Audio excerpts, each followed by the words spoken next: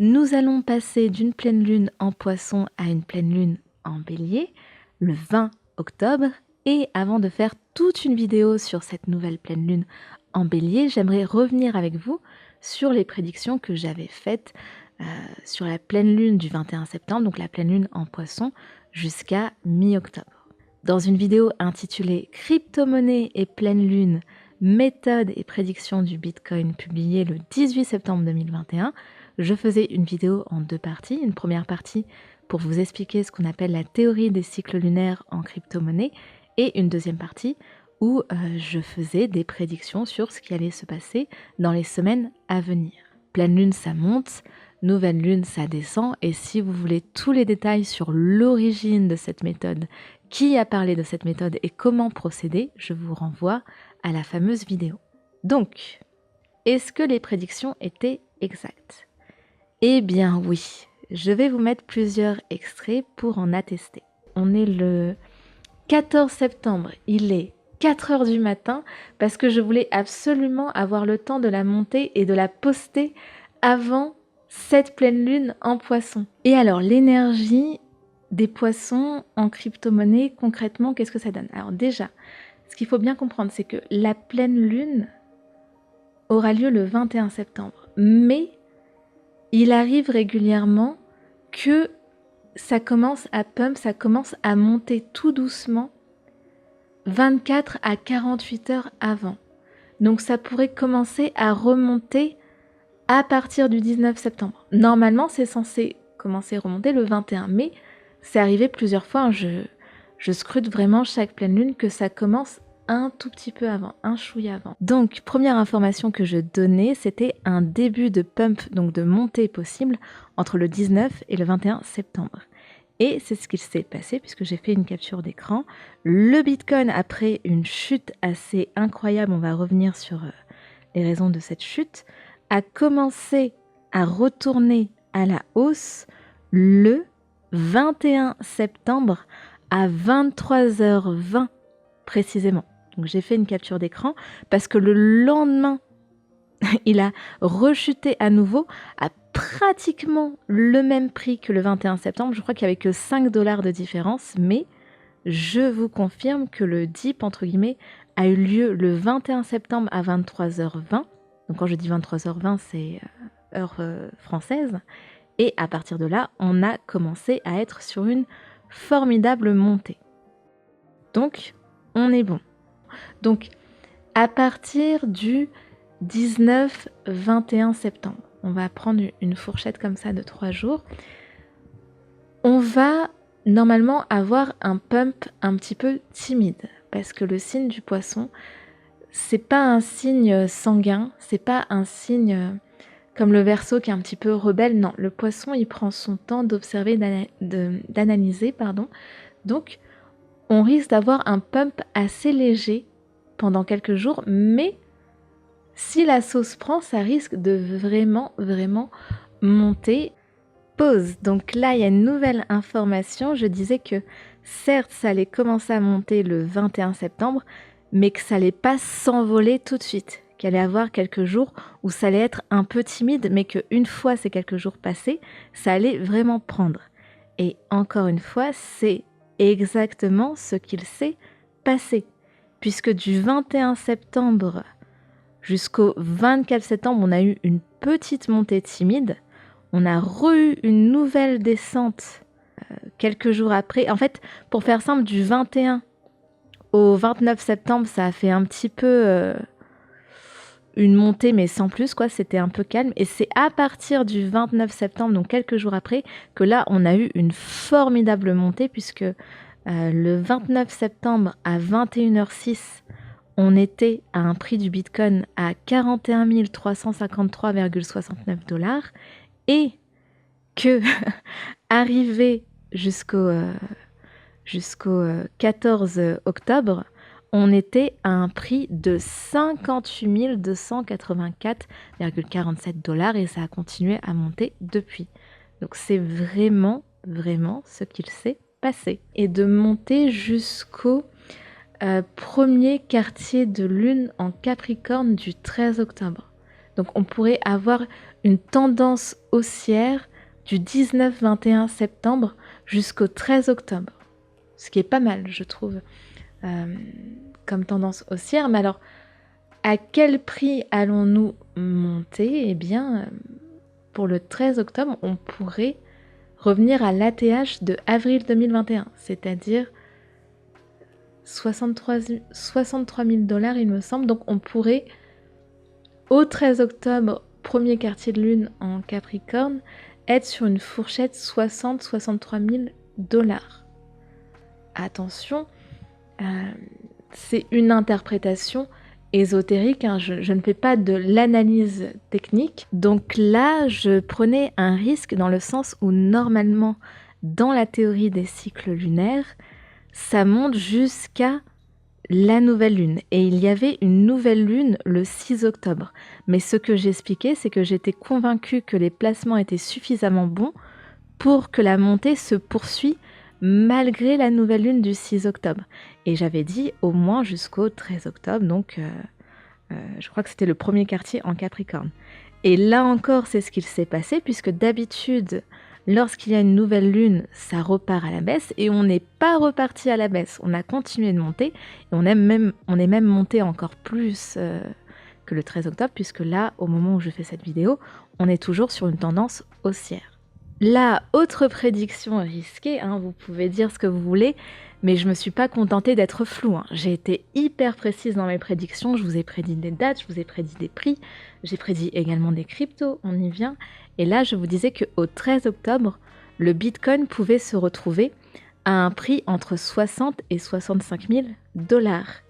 Eh bien, le 13 octobre, le prix était monté à 57 146 $, donc on n'était pas tout à fait aux 60 000 que j'avais promis, entre guillemets, mais on a atteint les 60 000 le 15, donc seulement 2 jours après, et le 15 au matin, donc moins de 48 heures après. Et là, j'insiste vraiment là-dessus, parce que non seulement j'étais très proche du prix, mais je vous rappelle qu'au moment où j'ai fait la vidéo, donc on était je me rappelle plus, j'avais donné la date, je crois que je l'avais fait le 13 septembre. Enfin, j'avais fait mi-septembre. Dans les jours qui ont suivi, le Bitcoin s'était cassé la gueule comme pas possible à cause de, vous savez, de l'affaire Evergrande, donc ce géant immobilier chinois. Donc c'était pas du tout prévu, c'était pas du tout prévisible, entre guillemets, que le Bitcoin monte. Là, au moment où je fais cette vidéo, vous dites oui, bon, bah d'accord, ça fait des jours que ça monte, c'est pas exceptionnel. Mais il faut se rappeler du moment où j'avais fait la vidéo, le Bitcoin, c'était une catastrophe sur la courbe. Il n'arrêtait pas de chuter, et je me rappelle que même des proches à moi m'ont dit Dorémy, t'es sûre de tes prédictions là, parce qu'on est en train de toucher le fond. Mais j'ai dit non, rassurez-vous, parce que en fait, ce qu'il faut que vous sachiez, c'est que il n'y a pas que la crise de Evergrande qui a causé la chute du Bitcoin. Il y a aussi une raison occulte, puisque vous êtes sur une chaîne d'occultisme, je dois aussi vous évoquer cette raison. Et donc la raison occulte, pas politique, pas en rapport avec l'actualité, sur la chute qu'il y a eu du Bitcoin début septembre, c'est que ça collait pile avec ce qu'on appelle la Shemitah, ou parfois Shemitah. Et la Shemitah, c'est lié au calendrier juif. C'est une tradition hébraïque qui consiste à ne plus récolter les fruits de l'agriculture, à ne plus planter, à ne plus rien faire. Et Rosh Hashanah, c'est une fête juive qui célèbre la nouvelle année civile du calendrier hébraïque. Donc on commence une nouvelle année, et Rosh Hashanah en 2021, donc cette année, a eu lieu de la soirée du lundi 6 septembre à la soirée du mercredi 8 septembre. Et si vous regardez la courbe du Bitcoin, eh bien, ça tombe pile au moment où le Bitcoin s'est effondré. Donc, depuis le 6-8 septembre, on est dans une année sabbatique où on laisse les terres se reposer, où on ne fait rien. Et le fait de ne rien toucher, hein, parce qu'on n'est pas non plus dans un but de détruire les terres agricoles, non, on est juste dans une démarche de laisser la terre se reposer, eh bien, c'est une manière de prouver sa Eimuna, donc sa confiance en Dieu.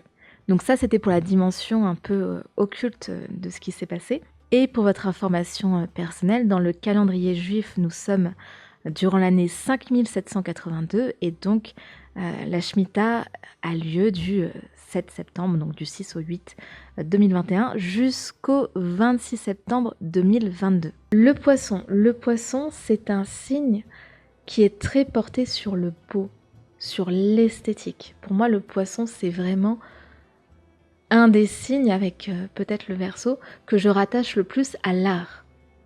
Les poissons, ils aiment le luxe, ils aiment le beau parce qu'ils ont le regard pour apprécier les belles choses. Et ça, c'est une énergie qui pourrait être favorable à tout ce qui est NFT, tout ce qui est lié à l'art. Donc, ça peut être aussi bien dans l'achat de NFT sur des plateformes comme OpenSea. En plus, OpenSea, la mer, je vous rappelle que le poisson, c'est un signe d'eau. Donc, je ne serais pas étonnée que durant toute cette période, comme je vous l'ai dit, du 19 septembre jusqu'au 13 octobre, on ait de plus en plus de news, de personnes qui se sont enrichies en achetant certains NFT, qu'il y a de plus en plus de NFT qui se vendent une fortune, voilà, qu'il y a un regain d'intérêt pour cette forme de marché de l'art. On pourrait avoir aussi un pump de certaines cryptos comme Decentraland. Donc là, j'essayais de deviner quels sont les cryptos qui allaient monter. Et vous allez voir que ça colle plutôt bien. Premier domaine, les NFT. Et là, ça a été vraiment la folie en termes de NFT, je vous assure. Il y a tellement de projets qui ont eu lieu. Il y a le projet en rapport avec PancakeSwap. Alors, je ne vais pas tous vous les citer, mais il y a PancakeSwap qui a eu un projet de NFT très ambitieux. Il y a Epic Games qui s'est dit favorable à l'accueil des jeux vidéo basés sur les NFT. Parce qu'il y avait Steam qui avait décidé de les bannir. Donc, tu as Epic Games qui est venu récupérer tout ça.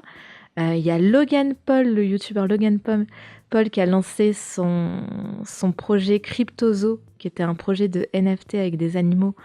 Bon, le projet a un peu floppé, mais bon, sait-on jamais. Logan Paul est bélier, peut-être qu'il va profiter de la pleine lune en bélier, je ne sais pas. Mais en tout cas, voilà, il y avait ce projet-là. Il y a Coinbase surtout, qui a lancé sa nouvelle plateforme NFT. Il y a des stars qui ont aussi lancé des collections NFT. Je crois qu'il y a Paris Hilton, par exemple, et ce n'est pas la seule. Donc on est totalement dans... Ah, et pardon, j'avais aussi oublié quelque chose de fou, c'est que apparemment TikTok va également vendre des NFT de stars. Donc on est totalement dans l'énergie des NFT. Là, c'est confirmation à 100%. Par contre, c'est vrai que Decentraland n'a pas connu une progression de fou. Ça, j'étais un petit peu déçue. Mais Decentraland, si vous regardez sa courbe, c'est-à-dire que vous dézoomez, vous regardez un petit peu la courbe de progression, Decentraland, ce n'est pas un stablecoin. Bon, ça, ce serait être un peu provocatrice, mais bon, c'est pas une monnaie qui, de toute façon, fait des progrès de fou. Bon, Decentraland, un peu déçu sur ce niveau-là, mais je pense que l'heure n'est pas encore arrivée pour Decentraland, mais ça reste une crypto avec beaucoup, beaucoup de potentiel, et vous voyez que en dehors de la faible progression de Decentraland, on était vraiment, vraiment dans une énergie de NFT. Ensuite, qu'est-ce que je disais ? Quoi d'autre ?